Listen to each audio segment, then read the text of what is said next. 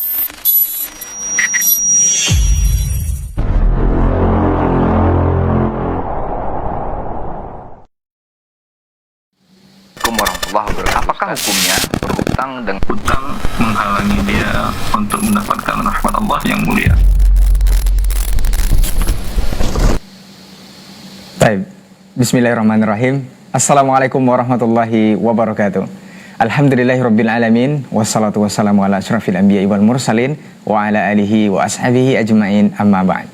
Para pemirsa dimanapun antum dan antuna berada, alhamdulillah di kesempatan pagi hari ini kita kembali dimudahkan untuk berjumpa di program live interaktif Muamalah Kontemporer bersama guru kita nanti Ustaz Dr. Erwandi Tarmizi MA Hafizahullah Ta'ala di Ramadan 1446 Hijriah, tepatnya di hari ke-11 di bulan suci Ramadan di tahun ini. Semoga antum puasanya maksimal untuk hari ini. Kita bermohon kepada Allah Subhanahu wa Ta'ala. Baik, para pemirsa Asri TV, kita bersyukur kepada Allah Subhanahu wa Ta'ala. Kemudian salawat dan salam kita kepada Rasulullah Sallallahu Alaihi Wasallam. Senantiasa kita selalu bermohon salawat dan salam kita tersampaikan selalu hendaknya dan tersambung kepada seluruh keluarga beliau, kepada Ahlul Bait dan juga kepada anak cucu beliau, serta kepada sahabat-sahabat beliau dan juga kepada orang-orang yang senantiasa istiqomah berpegang teguh kepada sunnah-sunnah beliau hingga hari kiamat kelak. Baik, para pemirsa Asri TV dimanapun antum dan antuna berada, sebelum kita mulai untuk membacakan pertanyaan-pertanyaan antum seperti biasa, kita sapa dulu guru kita yang sudah bergabung untuk pagi hari ini bersama kita. Assalamualaikum warahmatullahi wabarakatuh, Ustaz. Waalaikumsalam warahmatullahi wabarakatuh. Baik, bagaimana kabar antum di pagi hari ini, Ustaz? Alhamdulillah. Alhamdulillah bekhair, Ustaz ya. Semoga Allah senantiasa menjaga Ustaz dan keluarga dan seluruh kaum muslimin hendaknya, khususnya di bulan suci Ramadan ini, untuk bisa memaksimalkan Ramadan di tahun ini insyaallah. Baik, para pemirsa Asri TV dimanapun antum dan antuna berada, seperti biasa kita informasikan kembali untuk antum yang ingin bergabung atau ingin menelpon langsung untuk pertanyaan seputar muamalah kontemporer, silahkan ke 0811 755 0606. Insya Allah nanti akan dijawab langsung oleh guru kita nantinya terkait pertanyaan yang antum sampaikan. Dan untuk antum yang menelpon, kita ingatkan juga untuk selalu fokus ke pesawat teleponnya untuk mengecilkan volume televisi atau mematikan saja pesawat televisinya agar lebih fokus, lebih jelas pertanyaan yang disampaikan dan juga jawaban yang akan diterima nanti dari guru kita insya Allah. Baik Ustaz, kita mohon izin untuk pertanyaan yang pertama akan kita bacakan di layanan WhatsApp terlebih dahulu sambil kita tunggu atensi para pemirsa Asri TV dimanapun berada untuk hari ini. Izin Ustaz. Baik, Assalamualaikum warahmatullahi wabarakatuh Ustaz. Waalaikumsalam. Ustaz, saya seorang pengajar itu mendapatkan tambahan tugas sebagai koordinator. Afwan Ustaz, saya seorang pengajar yang mendapatkan tambahan sebagai koordinator asrama di sebuah sekolah boarding. Tiap siswa ini mendapat jatah uang makan dari negara Ustaz, yang dikelola oleh petugas masak di asrama. Nah, sebagai koordinator itu saya mendapat bagian dari makanan tersebut Ustaz. Apakah halal bagi saya untuk mengkonsumsi makanan tersebut? Kemudian apakah boleh saya itu mendapatkan honor dari tugas tambahan saya sebagai koordinator di asrama tersebut Ustaz? Naam, jazakallah khair Ustaz. Assalamualaikum warahmatullahi wabarakatuh. Alhamdulillahirabbil alamin wa bihi nasta'in wa nusalli wa nusallim wa nubarik ala nabiyyina Muhammadin wa alihi wa sahbihi ajma'in wa ba'du. Allah Azza wa Jalla mengatakan, ya ayyuhalladzina amanu awfu bil uqud. Wahai orang-orang beriman, penuhilah akad-akad kalian. Bila Anda sudah berakad menjadi seorang tenaga pengajar yang bisa ditempatkan selain mengajar juga sebagai koordinator dan lainnya, dan diberikan imbalan yang sesuai atau imbalan yang merupakan imbalan pada umumnya, maka ini hukum asalnya adalah halal. Wabillahi taufiq. Baik, barakallahu fiik, jazakallahu khairan Ustaz untuk jawabannya. Saudara kita yang bertanya untuk persoalan tugas tambahan sebagai koordinator di sebuah asrama atau boarding yang beliau beraktivitas di sana.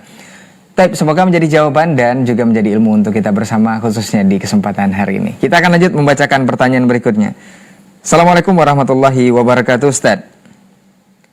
Ustadz, Ana mau bertanya, di komplek perumahan Ana itu dipungut iuran per kakak sebanyak Rp400.000 untuk operasional Ramadan di sebuah masjid atau musola tempat kami beribadah di komplek tersebut.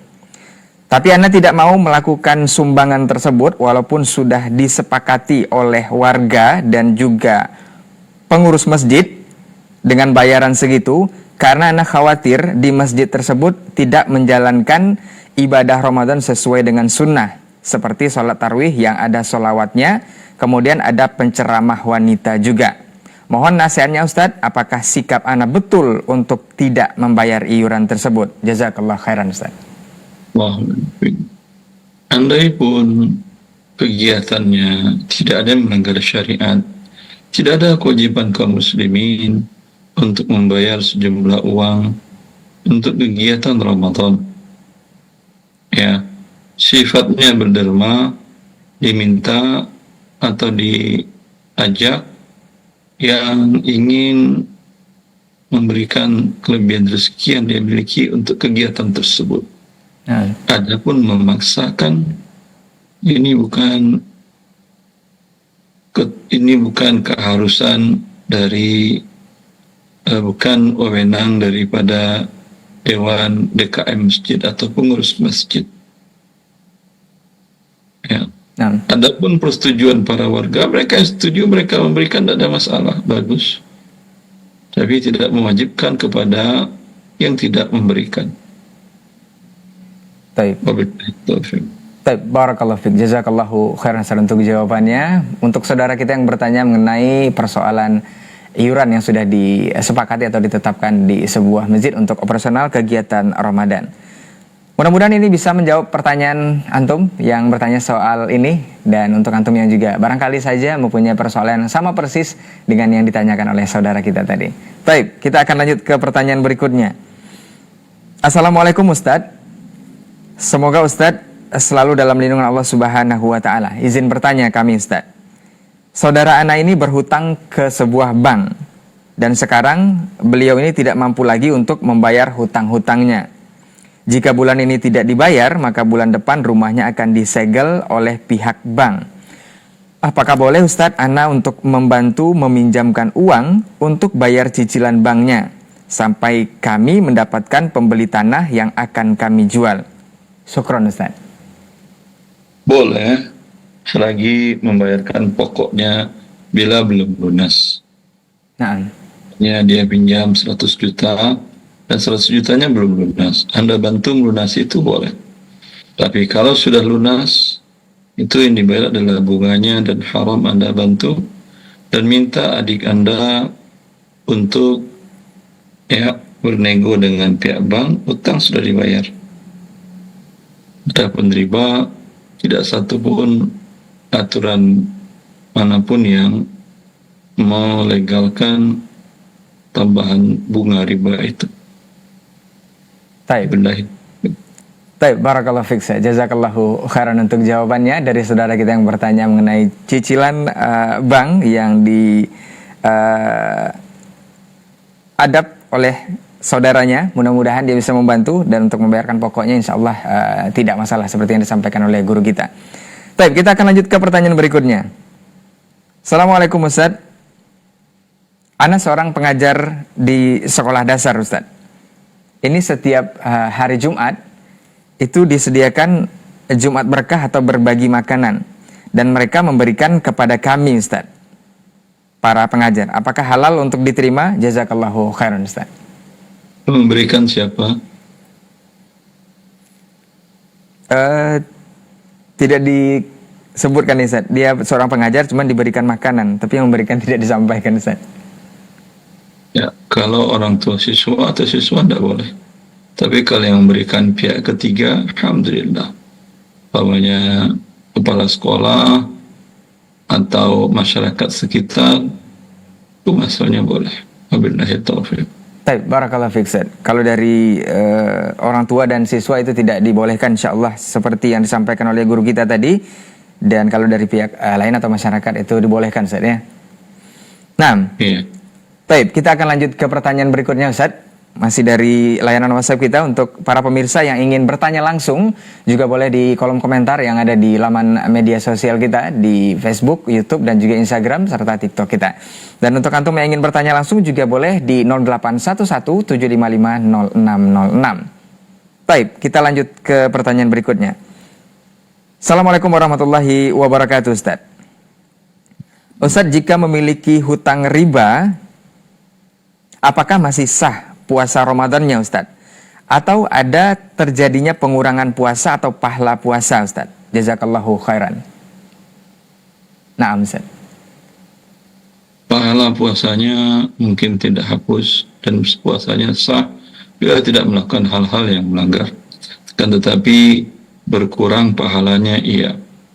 Karena di siang Ramadan Anda menahan diri untuk memakan harta yang halal, makanan yang halal, minuman yang halal, tidak Anda konsumsi.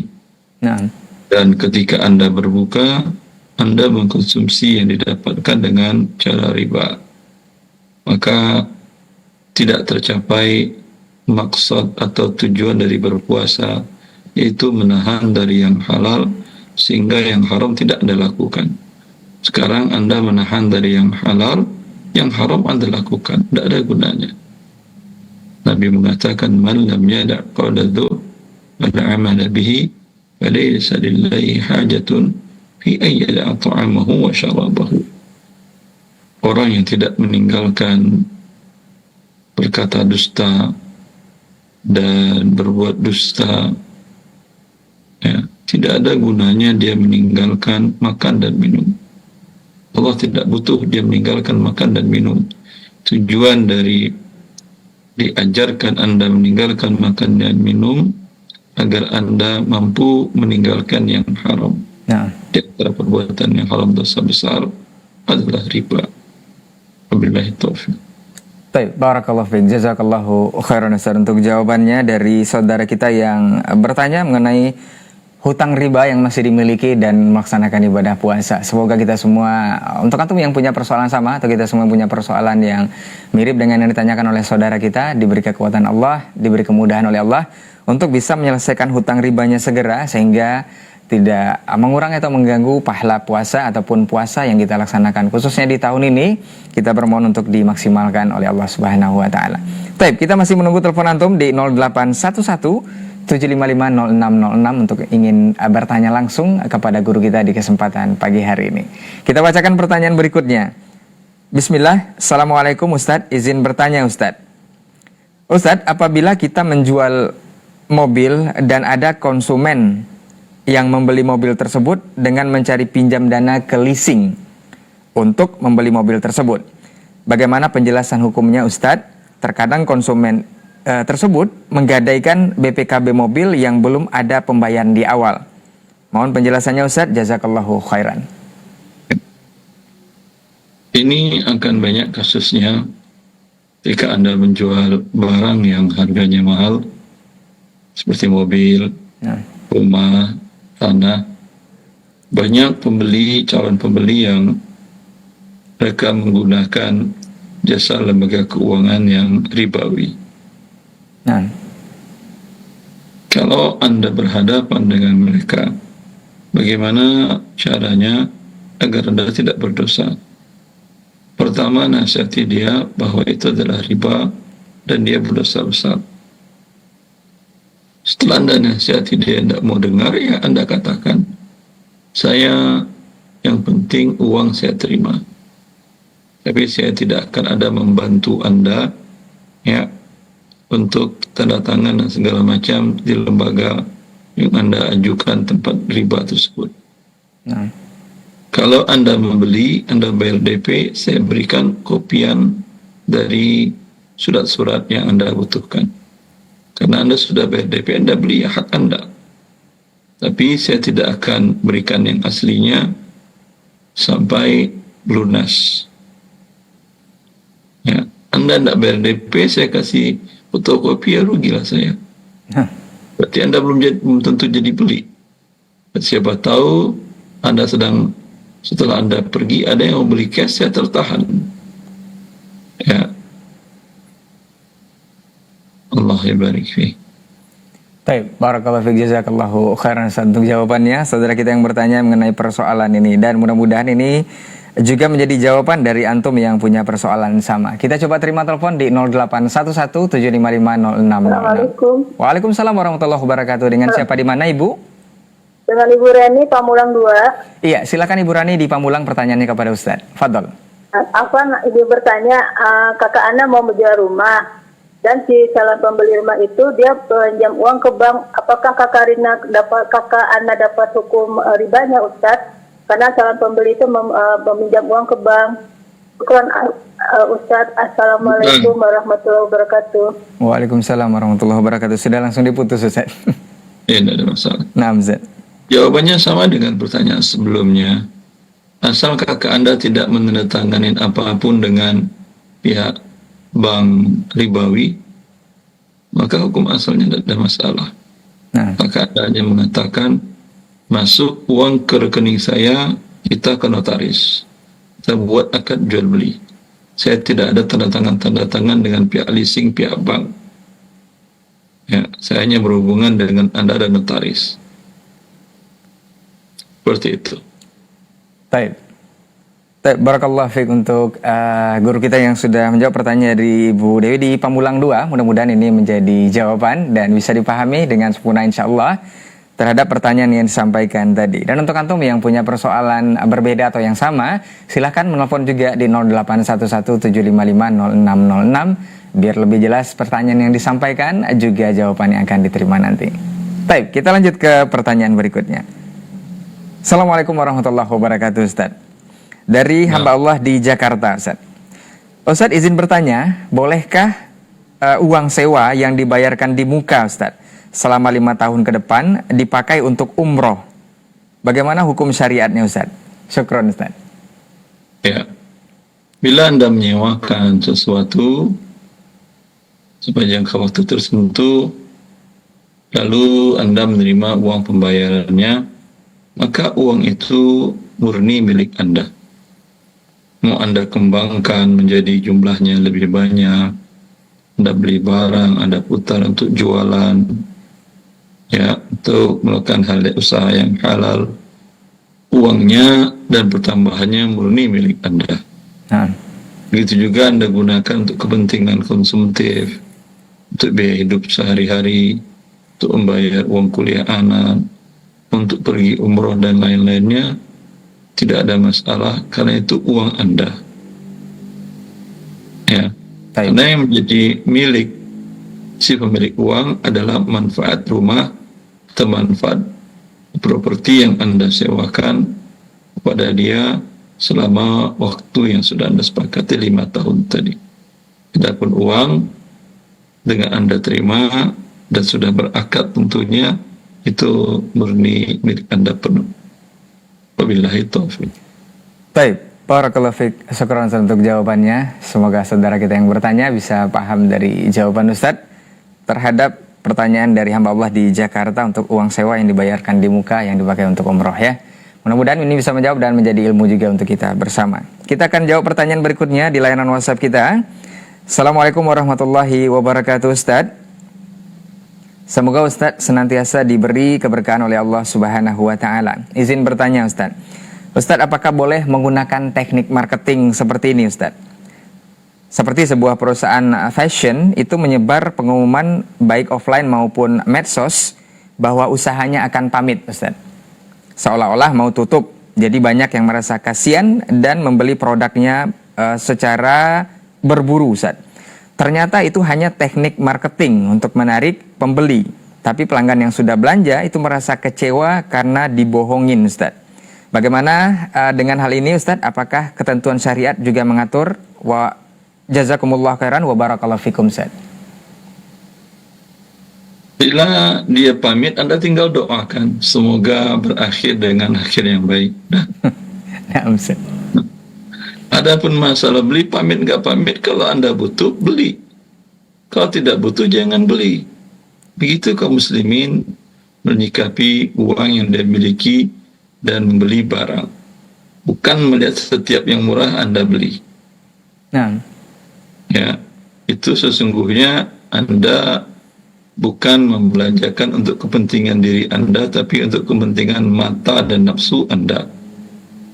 Umar bin Khattab ketika beliau diadukan oleh banyak orang bahwa harga-harga naik, kata beliau, arkhisuha bitark. Biarkan barang itu jadi murah, jangan kalian beli. Intinya boikot barang itu turun sendiri dia, daripada barangnya dibuangnya akan dia jual dengan murah. baik. Ya. Kemudian ketika dia anaknya membawa makanan yang enak, beliau memberikan peringatan kepada anaknya. Kata anaknya, ini makanan yang enak ya ayah. Seperti es krim kalau di masa sekarang, Faluzat namanya. Nah, Apa kata Umar bin Khattab? Akul wa kullu mashtahaita ishtarait. Apakah setiap kalian inginkan kalian beli? Ini yang merusak ekonomi itu. Karena bila orang menjerbu panik buying, harga langsung tinggi, itu dia merusak. Lalu bagaimana seorang muslim belanja? Sebagaimana seorang muslim membeli, Allah mengatakan wa kulu washrabu wa la tusrifu innahu la yuhibbul musrifin. Makan dan minumlah, jangan berlebihan. Artinya untuk hal yang sangat pokok, nyambung kehidupan, makanan pokok dan minuman, itu kita tidak boleh berlebihan mengkonsumsinya, membelinya, dan seterusnya. nah, Adapun menyimpan dalam waktu yang lama dari panen sampai panen lagi, itu suatu hal yang biasa. Tetapi pakaian tidak mungkin disimpan-simpan. Kalau memang pakaian Anda sedang kurang atau pas mau lebaran, ya biasa Anda membeli pakaian baru sekali setahun, dan untuk anak-anak dan untuk dihadiahkan kepada orang yang Anda cintai, silahkan. Tapi setiap ada yang harganya murah langsung Anda kejar, harga murah langsung Anda kejar, rumah Anda jadi tempat sampah. baik. Coba lihat kita ibu-ibu yang sekarang yang belanja hawa nafsu dan matanya, lihat di rumah Anda masing-masing. Berapa banyak barang-barang yang Anda beli dan tidak difungsikan, itu sampah. Nyumpuk-nyumpukin rumah, menemuin rumah, tapi nggak pernah dipakai. Dibeli hanya karena murah. Nanti saya pakai. Tidak ada dipakai, kapan lah orang pakai baju sekali keluar rumah 3. Ya. Nah, Ustaz. Apalagi kondisi suasana khatulistiwa di Indonesia, tidak cocok Anda pakai baju 3 lapis. Baik. Kalau pas musim dingin di Eropa atau di Australia, itu iya butuh baju banyak Anda. Jadi khatulistiwa, lihatlah. Kalau Anda lihat mana-mana di pinggir-pinggir jalan duduk bapak-bapak hanya pakai singlet, kaos dalam aja, sama kain sarung, atau celana pendek. Ngapain beli banyak-banyak untuk dia? Cukup pakaian dalam aja, kaos dalam sama sarung, udah Selesai, Ustaz ya. selesai urusannya. Kalau Anda beli banyak-banyak, lain-lainnya nanti hanya tempat sampah di kamar, di lemari Anda. Baik. Baik, Allah baik. Baik, barakallahu fiik. Ini kebiasaan yang buruk bagi kaum muslimin. Nah, Yang berbelanja adalah mata dan syahwatnya, bukan karena kebutuhan. Padahal kebutuhan yang lebih penting, ya, sering diabaikan. Wabillahi taufiq. baik, barakallahu fikum, jazakallahu khairan Ustaz untuk jawaban dan juga nasihatnya terhadap saudara kita yang bertanya mengenai persoalan teknik marketing dari sebuah brand fashion ataupun perusahaan yang menggunakan teknik pamit dulu dan diburu barangnya karena takut kehabisan ya. Baik, ada lanjutan pertanyaan dari saudara yang sama Ustaz. Ustadz, bagaimana dengan teknik marketing juga katanya Ustadz? Seperti pedagang yang menjual barang dengan dua harga kalau Anda bilang Ustadz. Seperti kita banyak menemukan pedagang-pedagang buah yang tersebar di pinggir-pinggir jalan atau trotoar ketika berjualan memasang harga semisal 15.000 1 kilo untuk buah. Ketika kita mampir untuk membeli, ternyata harganya lebih dari itu. Yang 15.000 malah yang sudah agak busuk dan kelihatan di keranjang yang berbeda. Ketika ditanya kenapa bukan yang ini seperti yang sudah disampaikan di papan pengumumannya, mereka bilang ini cuma teknik saja agar menarik pembeli. Bagaimana nasihatnya Ustadz? Syukron Ustadz. Dia teknik dia, ya Anda pergi aja udah. Teknik Anda juga. Nah, Yaitu menanyakan, tanya dulu berapa ini, yang ini berapa sekilo, sekian. Ya udah, tinggal pergi. Bapak kenapa nggak tawar? Teknik saya sebagai pembeli. Ya. Nabi mengingatkan kita, al-mu'minu kayyisun fatin. Orang beriman itu pintar dan cerdas. Jangan mau Anda dibodoh-bodohin. Namanya orang jualan, bagi dia tidak ada masalah. Itu berdosa atau tidak? Tidak. nah, Dia hanya menampilkan, tetapi bagi penyelenggara negara, regulator, ini tentu merugikan banyak orang kalau orang yang tipenya tidak tanya-tanya. Langsung dia apa ini 3 kilo, 4 kilo. Ketika bayar, tinggi harganya. Kan jadi ribut. nah, Ya, seperti kalau pernah ada di Saudi Arabia, itu yang ditulis everything 2 riyals, 5 riyals, and 10 riyals, seperti itu. Kullu syai' biriyalain, bisalathat, bi-khamsa riyalat, bi-asyara riyalat. Ya, apa kalau di Indonesia apa namanya itu? Semua 2 real, 5 real, 10 real. Apa nama jejak di Indonesia? serba atau apa Ustadz? Semua. Bukan serba. Apa namanya ya? Segala barang, artinya segala barang. Ada kok di Pekanbaru juga ada antum. Nah Ustadz. Ada tulis 5.000. Serba 35 gitu Ustadz ya? Serba 3.000, serba 10.000. Nah Ustadz. Ya, itu mereka tutup. Ya, artinya pihak kerajaan menyatakan ini pengumuman yang menyesatkan. Karena barangnya banyak yang di dalamnya itu 50 real, 100 real pun ada. Nah, Padahal dia tulis serba 2 real, 5 real, serba 10 real. Ya, untuk menarik orang ternyata yang 3 real, 5 real, 10 real, ya, itu bukan barang-barang yang bagus, barang-barang murahan. Ya. nah, Begitu juga di sana kalau pedagang membuat diskon coret, umpamanya dari harga 200 real sekarang hanya 130 real. Padahal barang itu sebetulnya dari 140 real. Sebetulnya diskonnya 10%, tapi seolah-olah besar. Diskonnya ada 40%. nah, Itu ada sidaknya. Karena merugikan banyak orang. Akhir-akhirnya ribut itu seperti itu. Ya. Maka inilah fungsi penyelenggara negara.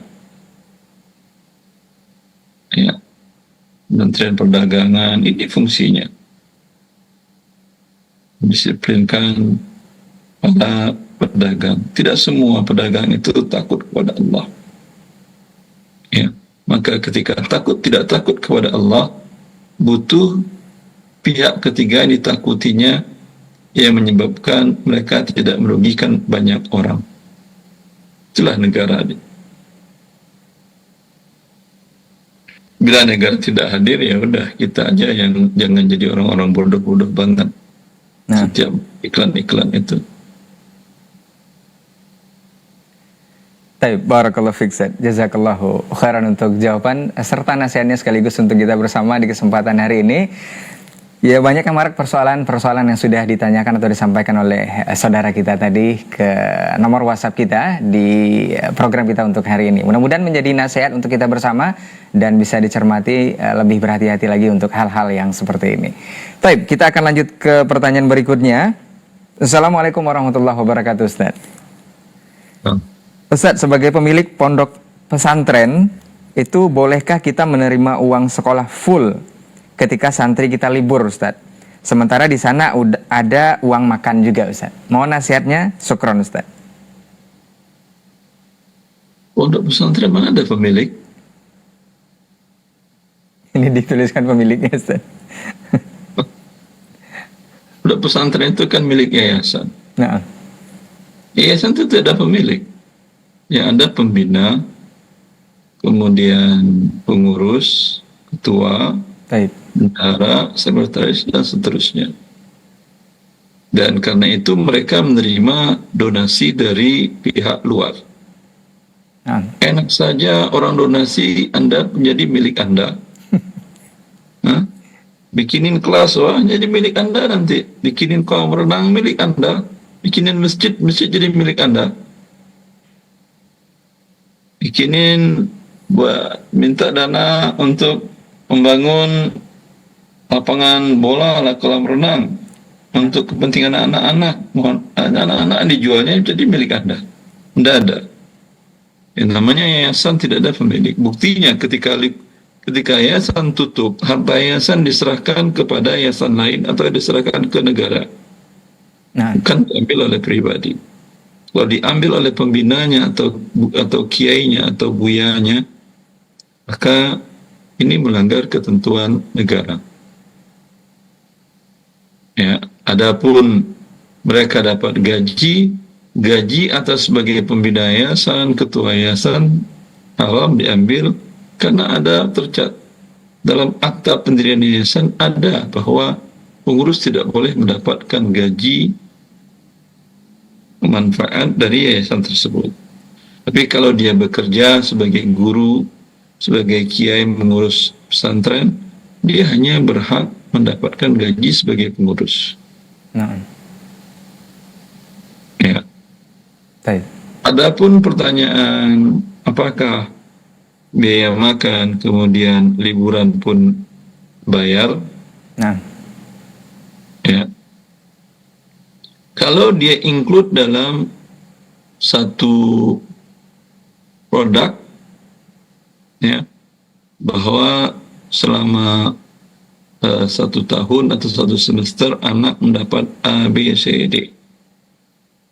Ya. Nah. Anak masuk nggak masuk uang makan ya bayarlah. Sama umpamanya anak biaya bulanannya 2 juta. Ternyata dalam 1 bulan dia tidak masuk sebanyak 10 hari karena sakit atau lain-lainnya. Apakah biaya uang sekolah, uang makan tidak bayar? Bayar. Bayar. Ya. Nah. Kalau dipisah satu-satu, iya. Ya, kalau dipisah satu-satu, ya ini uang jasa pendidikan, ini uang lemari, ini uang buku, ini uang makan. Ketika tidak makan, ketika nggak ambil buku, ya dikembalikan uangnya. Kecuali ini biaya pendidikan sebanyak per bulan sekian. Baik. Baik, barakallahu fiik, jazakallahu khairan Ustaz untuk nasihatnya. Untuk antum yang bertanya persoalan uang sekolah di sebuah pondok pesantren atau mengalami persoalan yang sama juga dengan saudara kita yang bertanya, mudah-mudahan menjadi jawaban dan nasihat juga untuk kita bersama, baik kedua belah pihak juga. Baik, jazakallahu khairan Ustaz untuk jawaban dan juga nasihatnya. Kita lanjut ke pertanyaan berikutnya dari hamba Allah di Pekanbaru, Ustaz. Assalamualaikum Ustaz, mau bertanya. Ustadz, bagaimana sikap kita sebagai seorang muslim terkait fenomena korupsi yang marak terjadi di pemerintahan saat ini. Seperti Pertamax yang dioplos, minyak goreng yang dioplos dan dicurangi takaran serta lain-lainnya. Apakah berdosa ketika di hati muncul rasa ingin mencela pemerintah? Syukron Ustaz untuk nasihatnya. Nah Ustaz. Ya, kondisi yang begini itu mengkhawatirkan, bukan menyebabkan hanya kepada pihak yang korupsi saja yang akan mendapat siksa. Ketika minyak BBM dioplos, minyak goreng tidak sesuai takaran, ini yang pernah menimpa kaum Syuaib, Madian. Nah, Di mana Allah hancurkan mereka sehancur-hancurnya. Ya, ini bagian dari tatfif, wailun lil mutaffifin alladzina idza talu 'ala an-nasi yastawfun wa idza kaluhum aw wazanuhum yukhsirun ala yadhunnu ulaika annahum mab'uthun li yawmin 'azim yawma yaqumun nasu li rabbil 'alamin. Neraka wailah bagi orang yang mengurangi timbangan, ya, mencampurkan barang rendah dengan barang mahal sehingga dijual dengan mahal semuanya. baik. Tidak menepati takaran. Ya, Nah, Allah sediakan bagi mereka neraka wail. Anda doakan kepada mereka, tidak Anda doakan, mereka akan ganti kepada Anda atas kerugian yang Anda derita. Umpamanya Anda beli 1 liter, kemudian yang Anda terima minyak gorengnya hanya 700 ml atau 0,8. Berapa kali Anda beli? Anggap 10 kali. nah, Maka sebanyak 7 liter nanti di akhirat akan Anda terima dalam bentuk pahala dari si yang pendosa. Begitu juga Anda beli dengan harga BBM yang mahal, ternyata BBM-nya adalah BBM campuran murahan.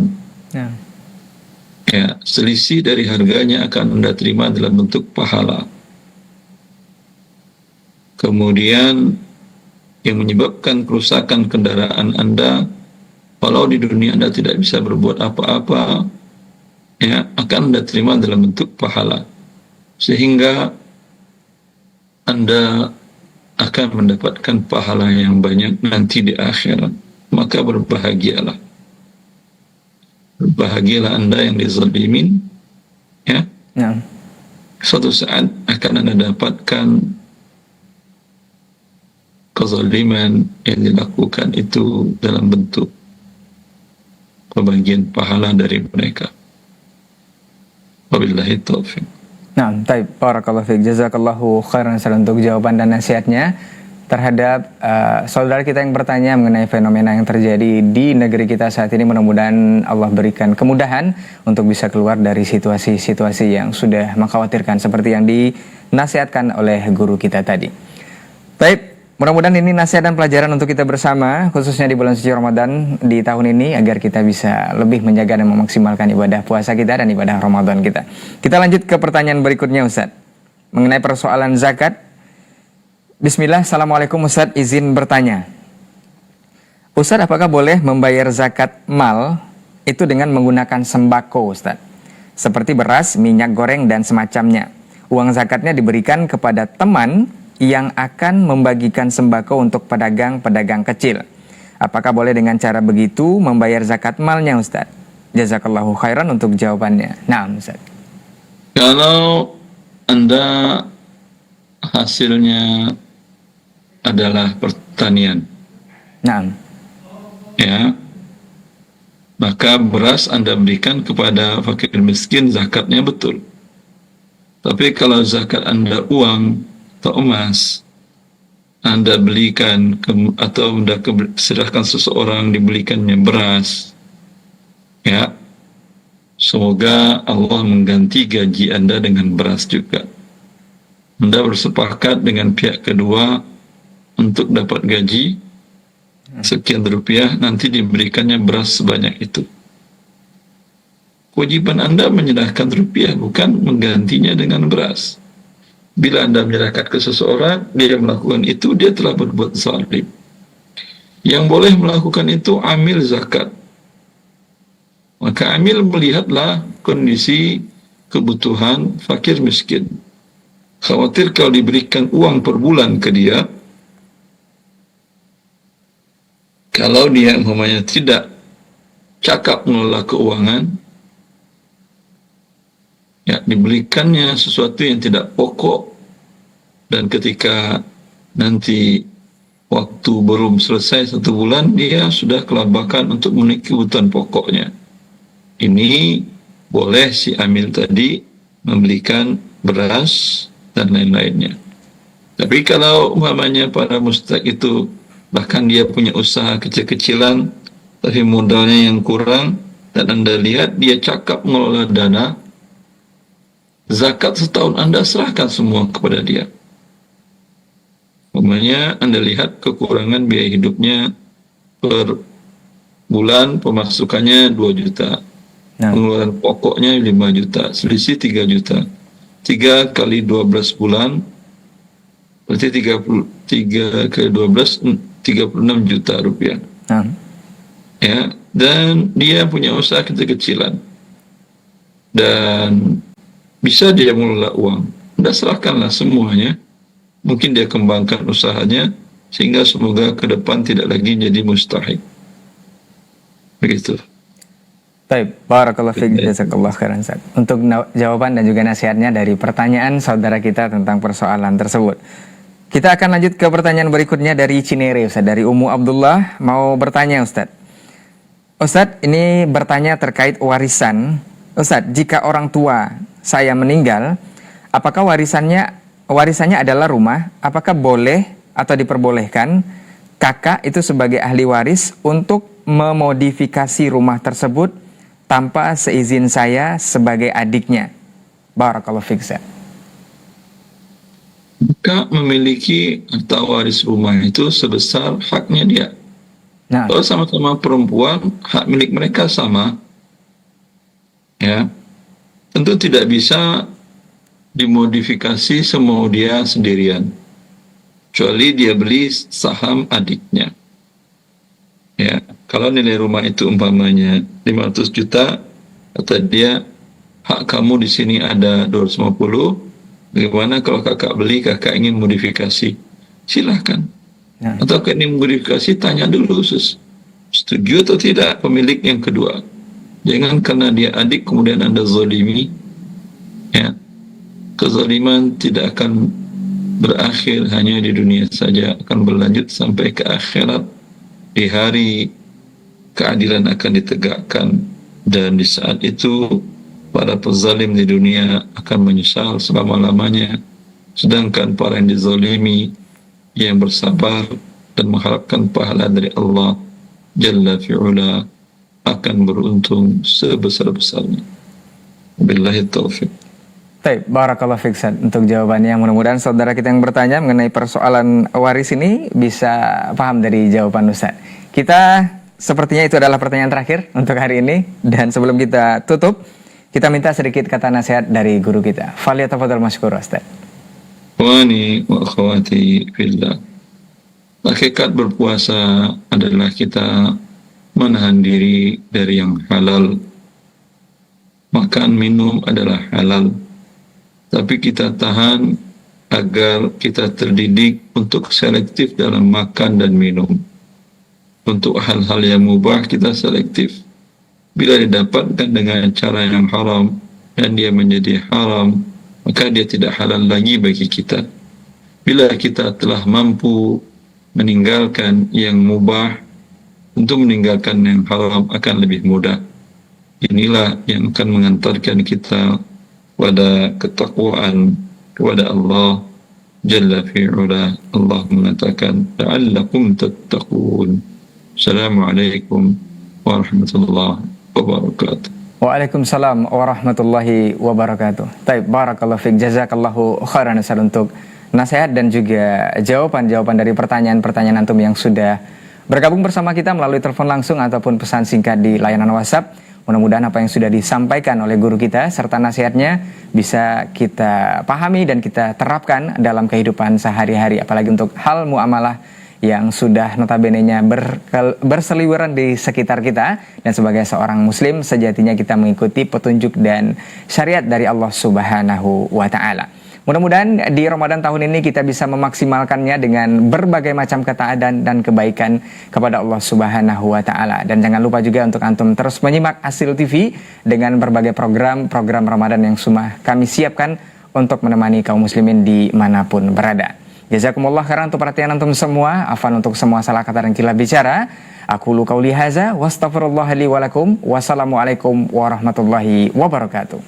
Warahmatullahi wabarakatuh. Apakah hukumnya berhutang dengan Hutang menghalangi dia untuk mendapatkan rahmat Allah yang mulia.